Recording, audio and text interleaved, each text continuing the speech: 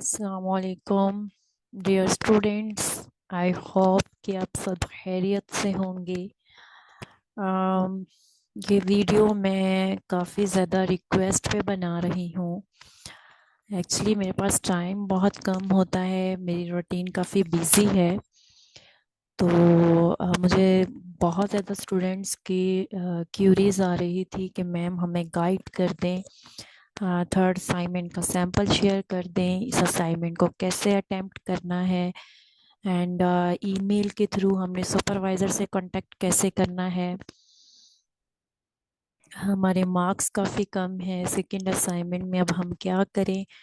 तो इन्हीं सब क्यूरीज को आंसर करने के लिए और आपको असाइनमेंट नंबर 3 के हवाले से गाइड करने के लिए मैं ये वीडियो बना रही हूँ। स्पेशली EDU 630 रिसर्च प्रोजेक्ट के जो स्टूडेंट्स हैं उनकी गाइडेंस के लिए। मेजोरिटी स्टूडेंट्स ना इंस्ट्रक्शंस को फॉलो नहीं करते, ना तो अपने सुपरवाइज़र के इंस्ट्रक्शन को फॉलो करते हैं और सिर्फ अपनी मर्ज़ी करते हैं। जबकि मैंने सेकंड असाइनमेंट के सलूशन के हवाले से, उसकी गाइडेंस के हवाले से भी वीडियो बनाई थी। ठीक है, तो उसमें भी मैंने फॉर्मेट शेयर किया था, मैंने सारी इंस्ट्रक्शंस भी दी थी कि अगर आप पूरे मार्क्स लेना चाहते हैं तो आप ये फॉर्मेट फॉलो कीजिएगा, अपने टॉपिक के अकॉर्डिंगली इसको सीरियस होके बनाइएगा। लेकिन किसी स्टूडेंट ने जो है कुछ स्टूडेंट्स ने फॉलो किया है। जिन स्टूडेंट्स ने फॉलो किया ऑब्वियसली उनके मार्क्स अच्छे हैं, जिन स्टूडेंट्स ने फॉलो नहीं किया उनके मार्क्स अच्छे नहीं हैं। बहुत ही नॉन सीरियस बिहेव है स्टूडेंट्स का इस प्रोजेक्ट की तरफ।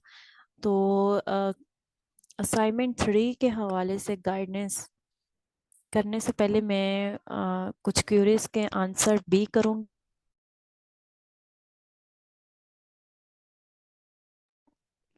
क्यूरीज के आंसर भी करूँगी, आपको असाइनमेंट 3 के हवाले से गाइड भी करूँगी एंड एक्सप्लेन भी करूँगी असाइनमेंट नंबर 3 को। ठीक है, इसके लिए ज़रूरी है कि आप मेरी वीडियो एंड तक देखें, मेरे चैनल को सब्सक्राइब करें। ठीक है, आपकी हर क्यूरी का आंसर दिया जाएगा इस वीडियो में। सबसे पहले तो मेजॉरिटी स्टूडेंट्स का ये क्वेश्चन होता है कि मैम अगर हम अपना सेकंड असाइनमेंट को अपडेट करते हैं, हमारे मार्क्स कम हैं, 5 मार्क्स हैं या 8 मार्क्स हैं या 14 मार्क्स हैं, जितने भी हैं मार्क्स, तो क्या हमें अपडेट करने के बाद हमें मार्क्स मिलेंगे, हमारे मार्क्स अपडेट हो जाएंगे। तो डियर स्टूडेंट्स, मैं आपको ये क्लैरिफाई करना चाहूँगी कि आपका ये प्रोजेक्ट है, आपका ये थीसिस है और थीसिस का फॉर्मेट भी आपके LMS पे गिवन है। ठीक है, डाउनलोड सेक्शन में LMS पे आपके थीसिस का फॉर्मेट अवेलेबल है, आप उसको देख सकते हैं। ये जो आपका प्रोजेक्ट है या ये जो आपका सब्जेक्ट है, ये बाकी सब्जेक्ट्स की तरह नहीं है या बाकी असाइनमेंट्स की तरह नहीं है कि आप असाइनमेंट नहीं भी करते तो इट्स ओके। आपके मार्क्स डिटेक्ट नहीं होंगे, आपके से GPA पे फ़र्क नहीं पड़ेगा या इससे कोई फ़र्क नहीं पड़ेगा अगर आप इसके असाइनमेंट स्किप भी कर देते हैं। स्पेशली EDU 630 प्रोजेक्ट है एंड जो TPTG 620 प्रोजेक्ट है, ये दोनों के लिए है। इसकी असाइनमेंट आपने कोई भी स्किप नहीं करनी, इसका एग्ज़ाम नहीं होता, इसमें जो आपने पास होना है, अगर आप चाहते हैं कि हम पास हो जाएं तो आपने आपको सिर्फ इसके असाइनमेंट्स आएंगे और इन असाइनमेंट्स को आपने सीरियस हो के इसको आपने अटेम्प्ट करना है। ठीक है, तो डियर स्टूडेंट्स, जो फर्स्ट क्वेश्चन जब मुझे काफ़ी ज़्यादा रिसीव हुआ व्हाट्सएप पे वो ये है कि जी हमारे मार्क्स अपडेट होंगे या नहीं होंगे अगर हम इनको अपनी असाइनमेंट को अपडेट कर लेते हैं या दोबारा से बना लेते हैं। तो आपकी असाइनमेंट के मार्क्स अपडेट नहीं होंगे। ठीक है, आप अप्रूवल लेना आपको ज़रूरी है, अप्रूवल लेना हर असाइनमेंट का ज़रूरी है। जो भी कमेंट्स आपके ग्रेडेड फाइल में गिवन हैं, दिए गए हैं आपके सुपरवाइज़र की तरफ से, उनको फॉलो करना बहुत ज़रूरी है। अगर आप इंस्ट्रक्शंस को फॉलो करेंगे तो ही आप ये सब्जेक्ट पास कर सकते हैं। अगर आप अपनी मर्ज़ी करेंगे तो आपको एक्स्ट्रा सेमेस्टर लगाना पड़ेगा। आप ये सब्जेक्ट फेल, आपका ये सब्जेक्ट जो है वो फेल हो जाएगा। ठीक है। और सेकंड क्वेश्चन ये मुझे रिसीव हुआ काफ़ी ज़्यादा कि जी हमने मेल कैसे कांटेक्ट करना है। वो मैं आपको समझा देती हूँ।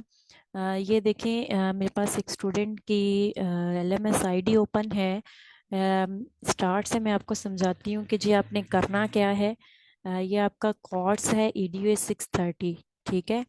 इसमें आप यहाँ सब्जेक्ट आइकॉन पे आपने क्लिक करना है। सब्जेक्ट आइकॉन पे क्लिक करने के बाद कोर्स इन्फो में चले जाना है। ठीक है। कोर्स इन्फो में जाके यहाँ पे आपकी सुपरवाइज़र का मेल आईडी मेंशन है। आपने यहाँ से अपनी स्टूडेंट आईडी जो है वो ओपन कर लेनी है। उसको लॉगिन करना है। अगर आपको अपना VU मेल आईडी नहीं पता तो उसका भी मैं आपको बता देती हूँ। ये देखिए, ये माय प्रोफाइल पे जाना है आपने। माय प्रोफाइल पे जाके यहाँ पे जो है वो आपका स्टूडेंट आईडी गिवन है। ठीक है। तो यहाँ पे आपका जो है वो स्टूडेंट आईडी गिवन होता है। इसको जो है वो आपने ऐसे चेक करना है। जो भी आपका VU मेल आईडी है, स्टूडेंट आईडी भी है और VU मेल आईडी भी है, तो इसको लॉगिन करना है। अगर आपको अपना पासवर्ड नहीं याद है तो आप अपना इसको फॉरगेट कर सकते हैं। इसके अलावा अगर आपने सैम्पल थीसिस देखना है तो डाउनलोड फाइल में जाएं।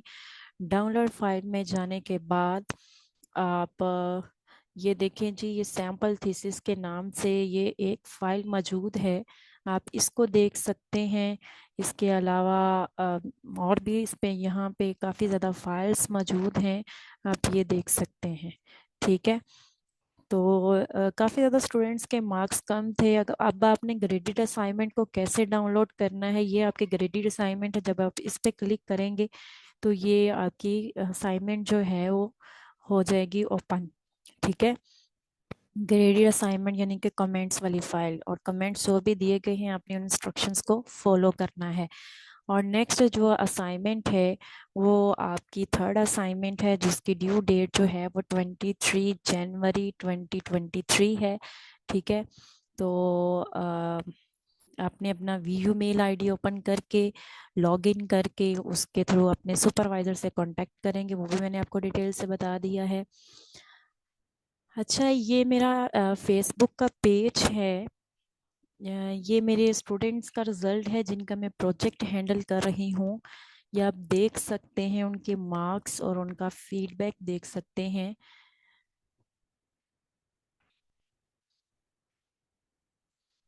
ये एक स्टूडेंट ने अपना टॉपिक अप्रूवल भी नहीं लिया था, ये भी मैं ही ने ही उसको लेके दिया मेल के थ्रू, और उसके सेकंड असाइनमेंट बनाई।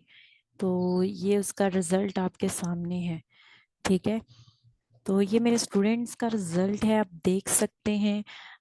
काफ़ी ज़्यादा स्टूडेंट्स जो हैं उनको मतलब ये होता है कि अगर हम पेड बेसिस पे काम करवाते हैं तो पता नहीं हमारा रिजल्ट अच्छा आएगा या नहीं आएगा।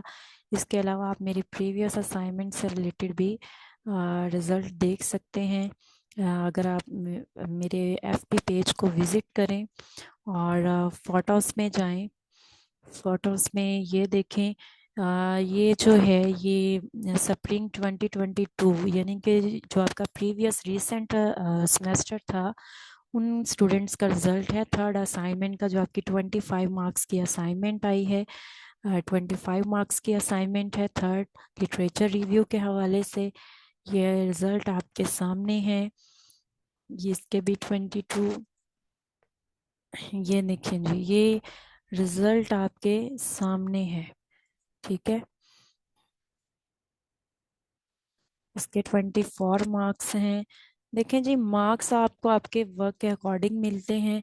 अगर आपका वर्क अच्छा है, आपने इंस्ट्रक्शंस को फॉलो किया है, तो ऑब्वियसली आपको मार्क्स बहुत अच्छे मिलेंगे।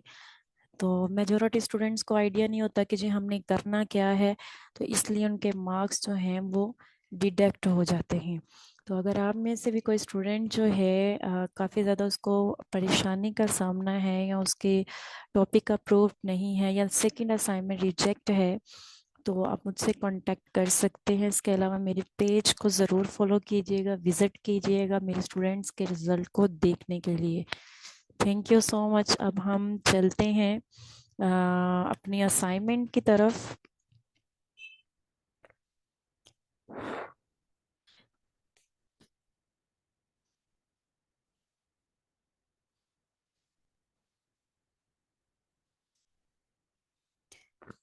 हम आपको जो है वो थर्ड असाइनमेंट के हवाले से डिटेल से गाइड किया जाएगा।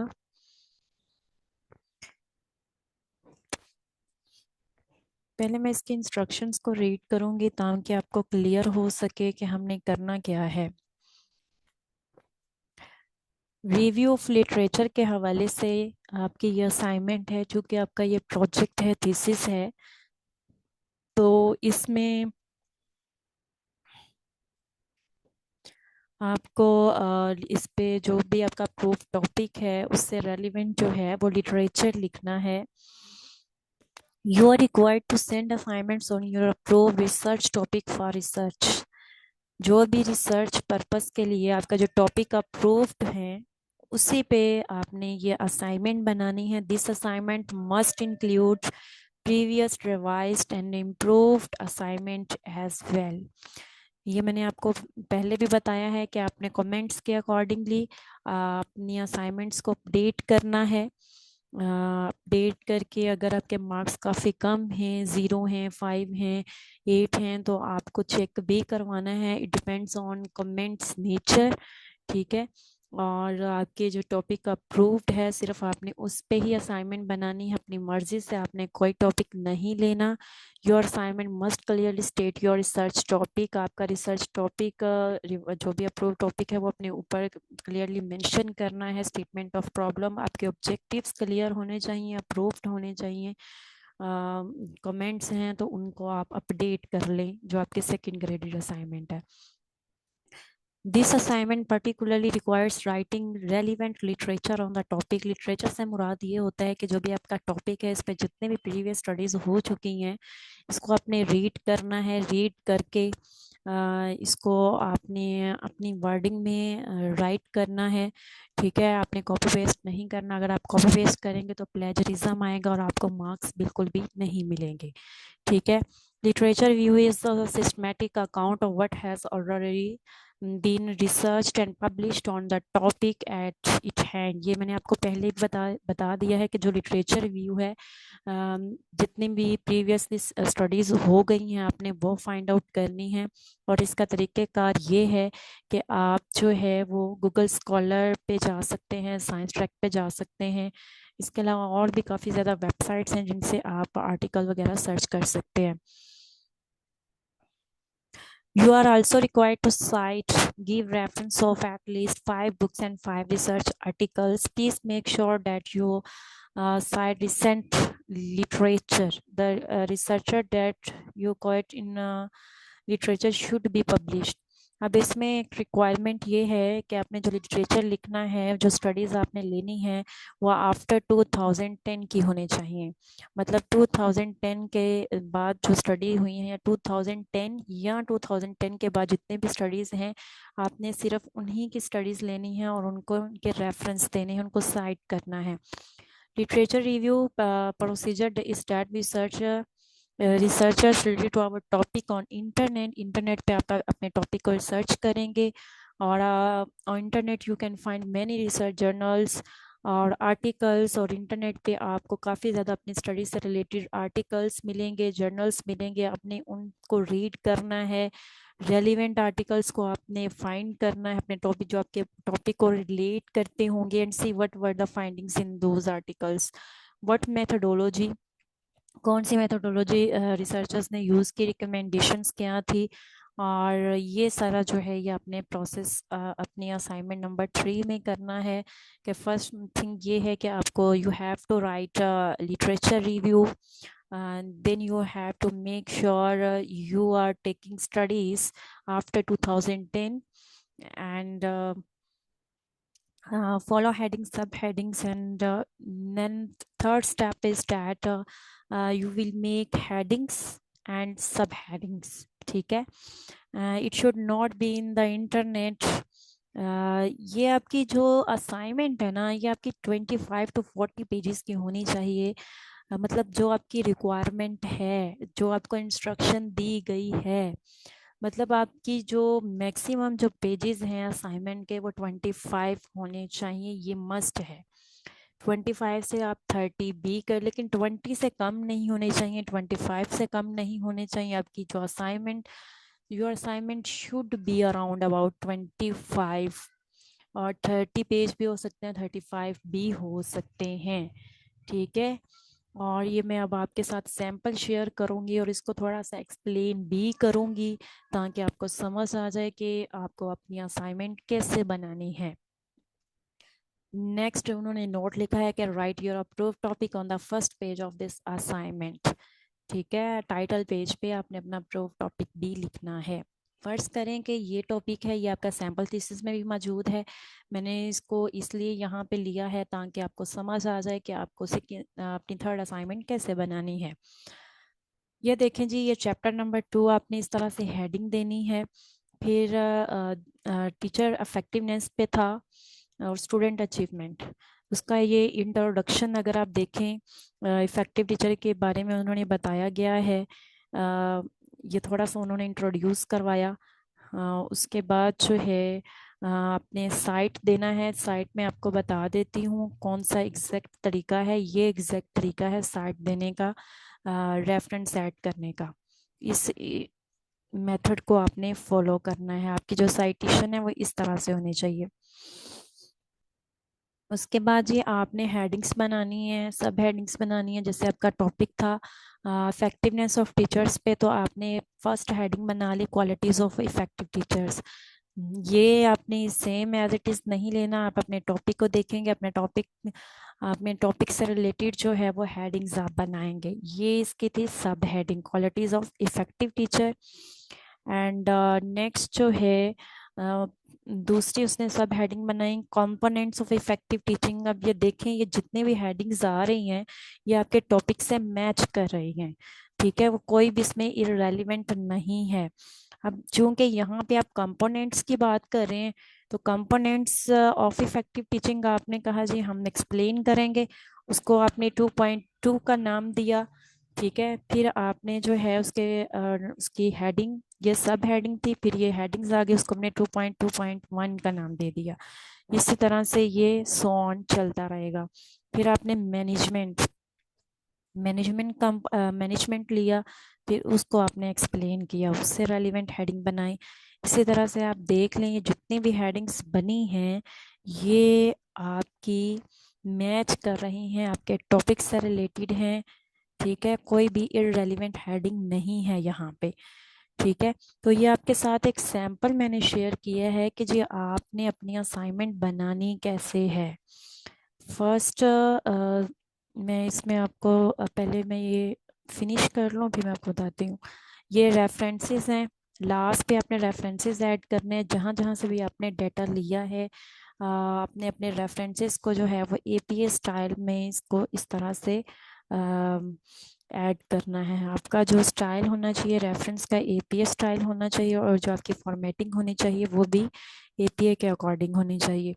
फर्स्ट था सेकंड असाइनमेंट के हवाले से कि आपने अपने सेकंड असाइनमेंट को अपडेट करना है।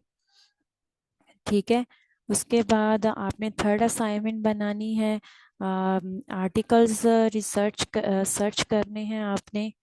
ठीक है, आर्टिकल्स आप लेंगे और फिर आप उसको रीड करेंगे, अपनी वर्डिंग में लिखेंगे और हेडिंग्स बनाएंगे, सब हेडिंग्स लिखेंगे।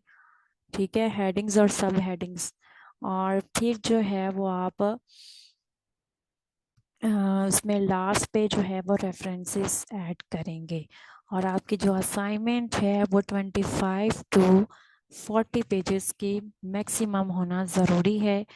25 पेजेस मस्ट हैं, 30 पेजेस भी हो सकते हैं, 35 पेजेस भी हो सकते हैं। ठीक है, इन इंस्ट्रक्शंस को आपने फॉलो करना है। ठीक है।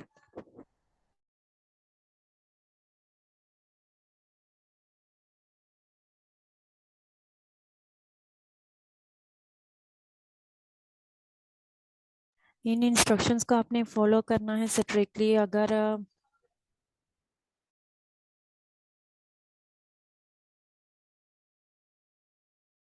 इंस्ट्रक्शंस को आपने क्लियरली फॉलो करना है, ठीक है। अगर किसी स्टूडेंट को पेड बेसिस पे आप प्रोजेक्ट हैंडल करवाना चाह रहे हो, सेकंड असाइनमेंट अगर आपकी अप्रूव नहीं है या टॉपिक अप्रूव नहीं है या थर्ड असाइनमेंट का सलूशन चाहिए, मुझसे कांटेक्ट कर सकते हैं। इसके अलावा आप मेरे एफबी पेज पे भी जो है वो आप विजिट कर सकते हैं, मेरे स्टूडेंट्स का रिजल्ट देख सकते हैं। अगर आपका कोई भी क्वेश्चन है, आप एफबी ग्रुप ज्वाइन कर सकते हैं, मुझे क्वेश्चनिंग कर सकते हैं। Thank you so much and subscribe my channel. अल्लाह हाफिज़।